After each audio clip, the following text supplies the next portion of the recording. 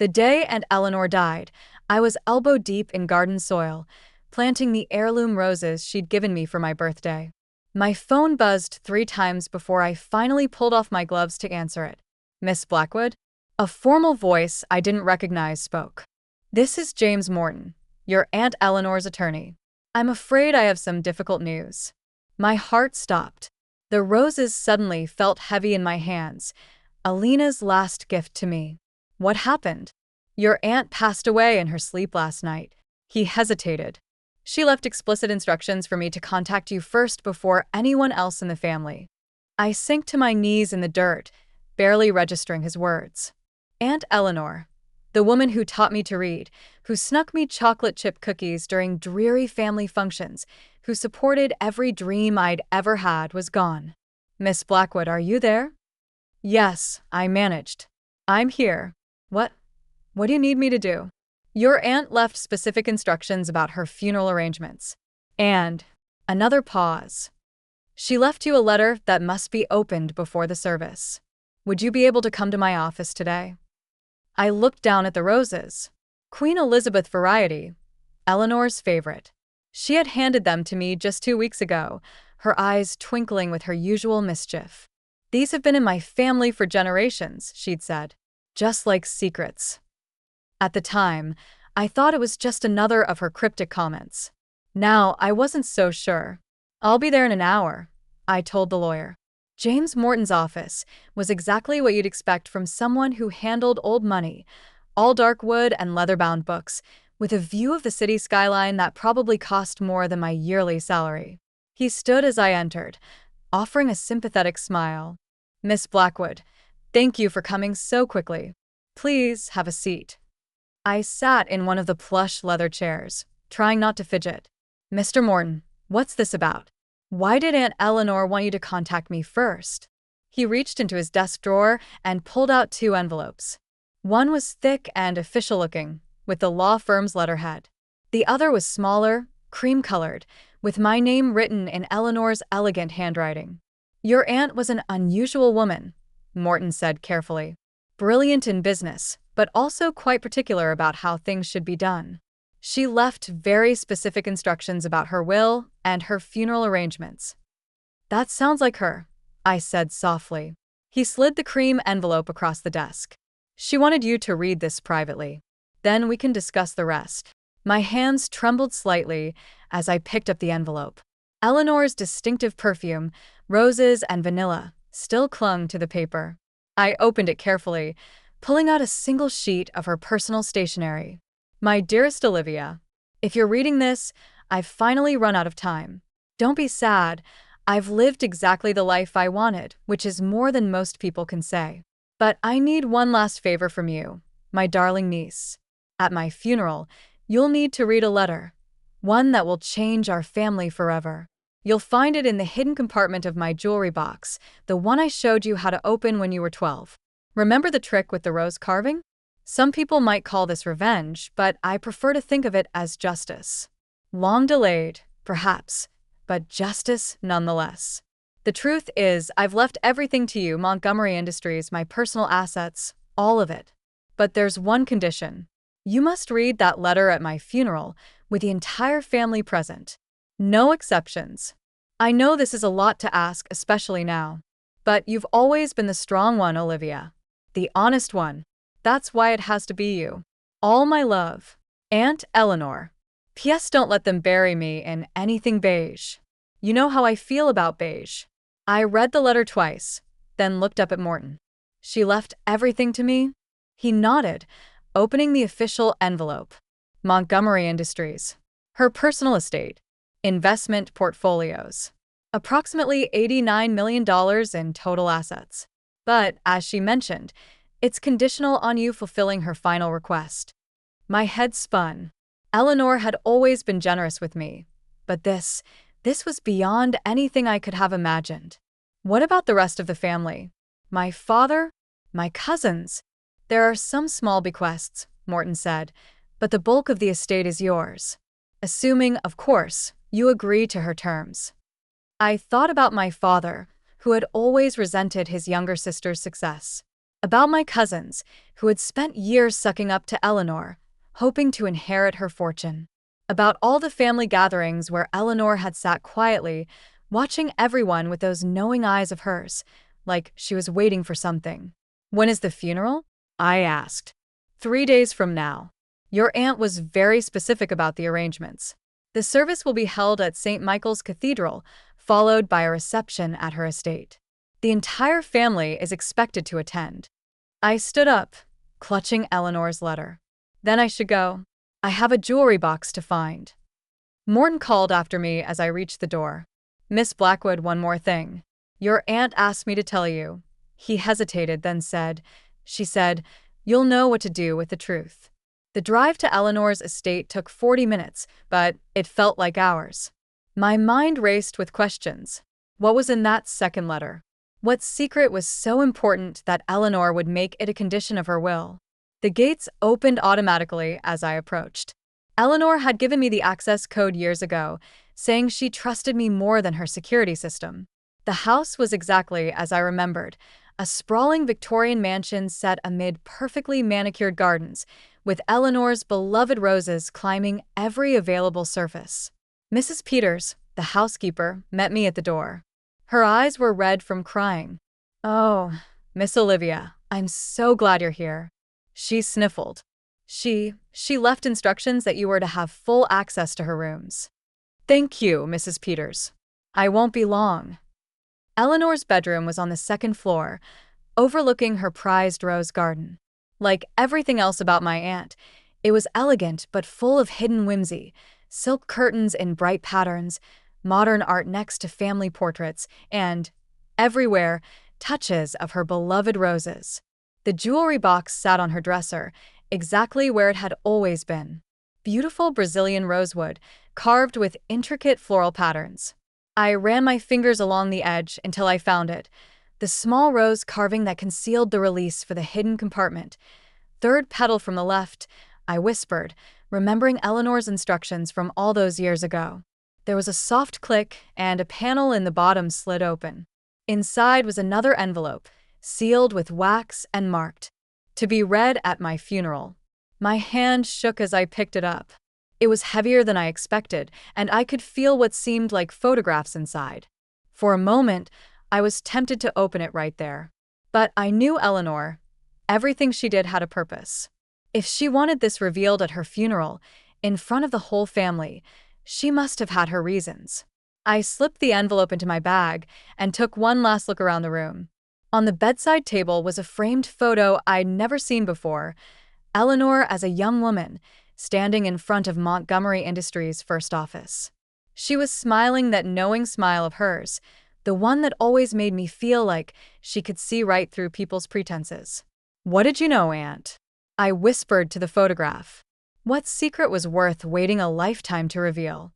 The next 3 days passed in a blur of funeral arrangements and family drama. My father called 6 times, alternating between concern about my involvement in the arrangements and barely concealed anxiety about the will. My cousin sent a barrage of text messages, each one more transparently self-interested than the last. Through it all, I kept Eleanor's sealed envelope close. At night, I'd take it out and look at it, wondering what revelations it contained, what truth was so important that Eleanor would stake her entire legacy on its revelation. The morning of the funeral dawned bright and clear. I dressed carefully in a deep blue suit, Eleanor's favorite color, and pinned one of her prized roses to my lapel. The envelope felt heavy in my bag, like it was weighted with more than just paper and photographs. St. Michael's Cathedral was packed by the time I arrived. The Montgomerys were old money, and Eleanor had been a prominent figure in both business and philanthropy. The pews were filled with a mix of family, business associates, and city officials. My father intercepted me as soon as I entered, his face tight with anxiety. "Olivia, we need to talk about the will. Morton won't tell us anything, says we have to wait until after the service." "What's going on?" I met his eyes steadily. "We'll all find out together, Dad." That's what Aunt Eleanor wanted. He grabbed my arm as I tried to pass.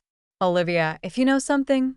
"Let go, Dad," I said quietly but firmly. This is Eleanor's funeral. Show some respect. The service itself was beautiful, exactly as Eleanor would have wanted it. No beige in sight.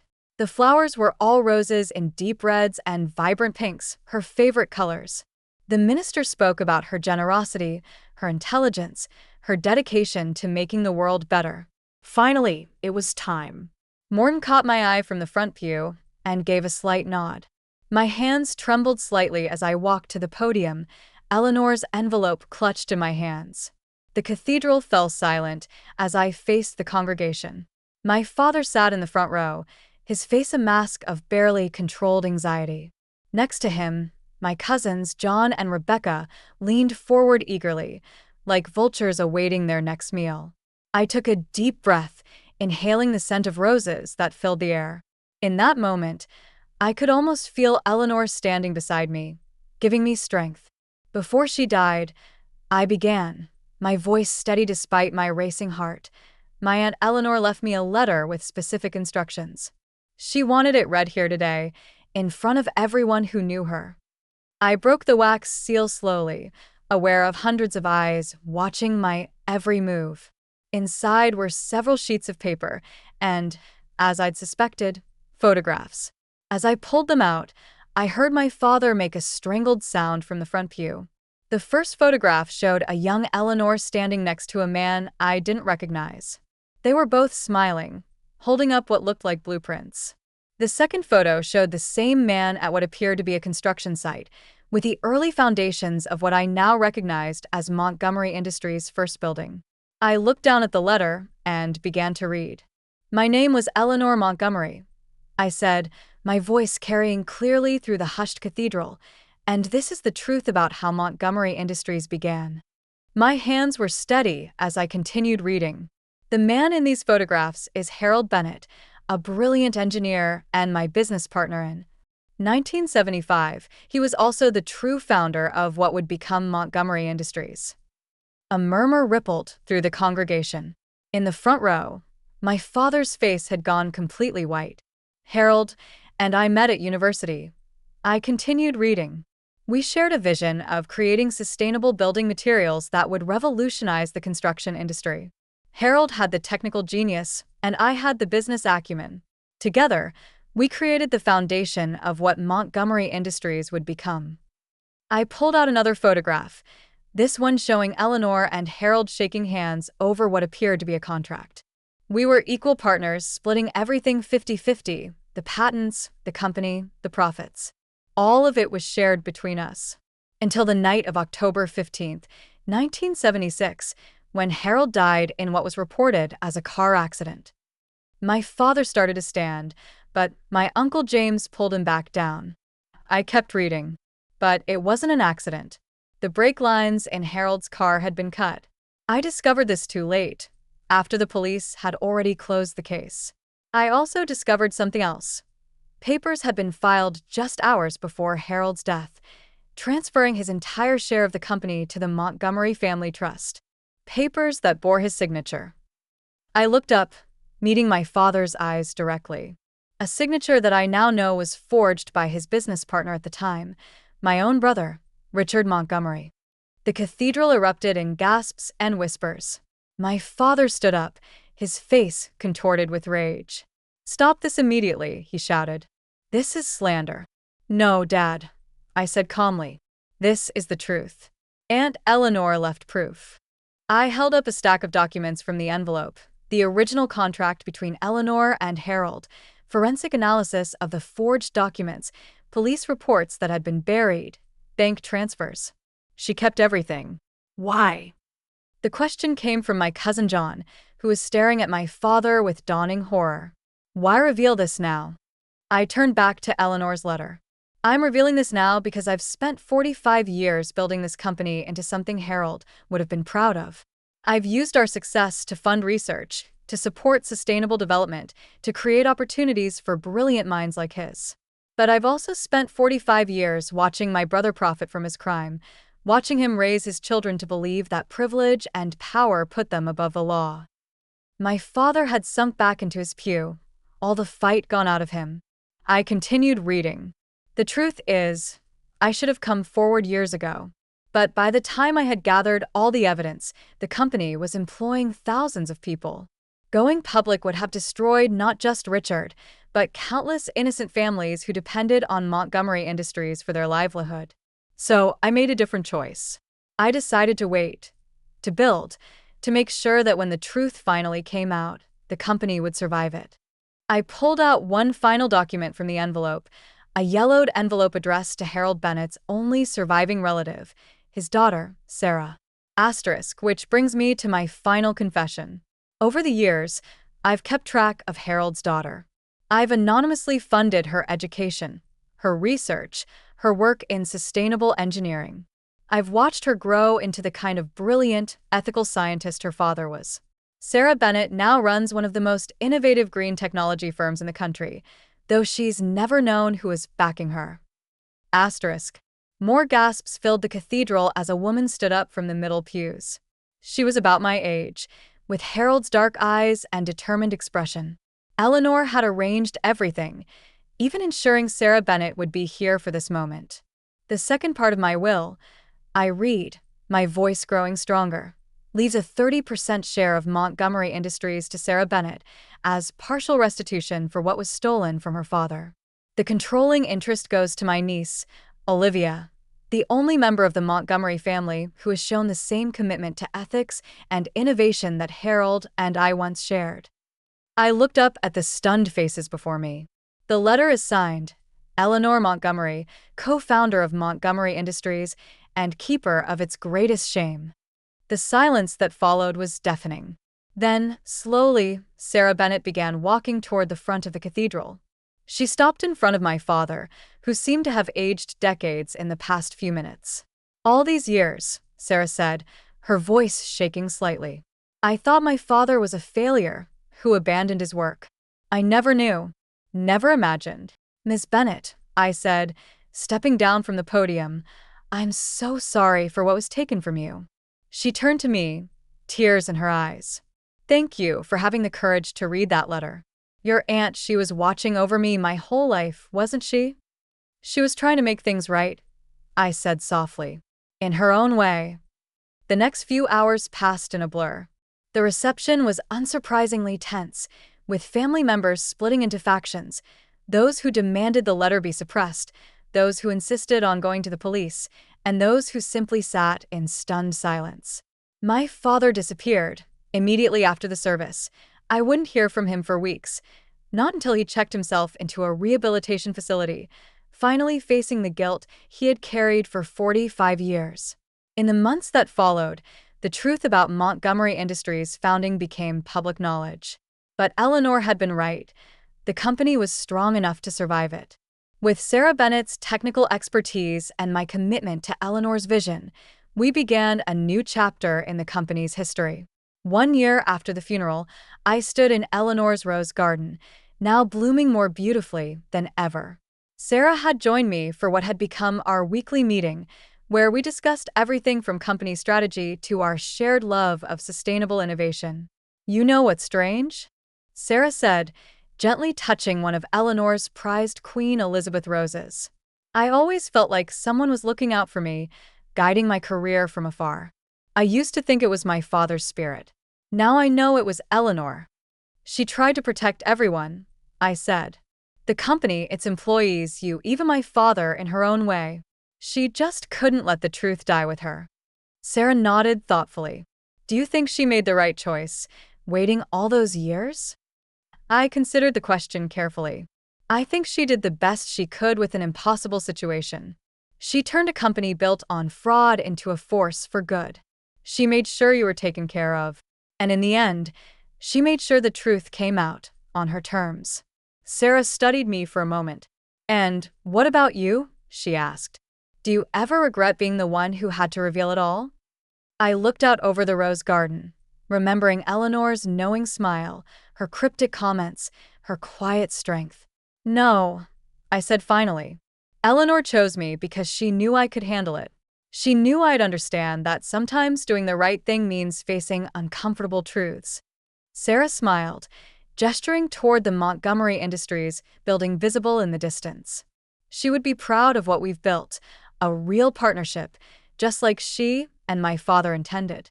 I smiled back, touching one of the roses Eleanor had given me, now blooming in her garden. She once told me these roses had been in her family for generations, just like secrets. But maybe it's time for new traditions. Truth instead of secrets. Partnership instead of power. Building something together instead of taking from each other. Sarah squeezed my hand. I think both our fathers would like that. That evening, as I sat in Eleanor's study, now my study, going over company reports, I found a small note tucked into her old desk calendar. It was dated the day she died, written in her elegant hand. Dearest Olivia, if you're reading this, you've done what I asked. You faced the truth and handled it with grace. That's why I chose you, not just to inherit the company, but to make it better than it was, to make it what Harold and I dreamed it could be. The roses in the garden will bloom again next spring. When they do, remember that beauty can grow from even the darkest soil if we have the courage to plant it. All my love, Eleanor. I placed the note carefully in my drawer and looked out at the garden, where the setting sun painted the roses in shades of gold. Eleanor had left me more than just a company. She had left me a chance to right an old wrong, to build something meaningful, to prove that it's never too late for truth to bloom. Tomorrow there would be meetings and decisions and all the responsibilities that came with running a multi-million-dollar company. But for now, I sat in the quiet of Eleanor's study, surrounded by the scent of roses, knowing that sometimes the heaviest inheritances aren't measured in money, but in the weight of the truths we choose to carry. And like Eleanor, I would carry this truth with grace, using it not to destroy, but to build. Not to punish, but to heal. Creating something beautiful from the soil of the past. After all, that's what Eleanor had done. That's what she had trained me to do. And somewhere, I knew she was watching, with that knowing smile of hers, proud that her final secret had finally found its way into the light.